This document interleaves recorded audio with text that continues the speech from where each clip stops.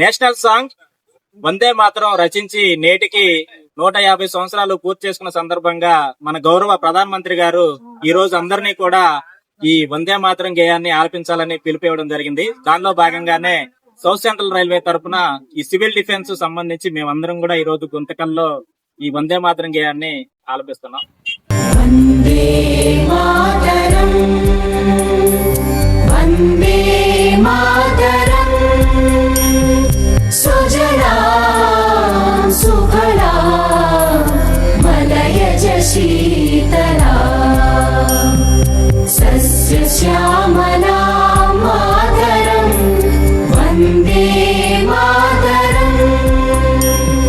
శుభ్రజ్యోత్స్నా పులకితయామినీ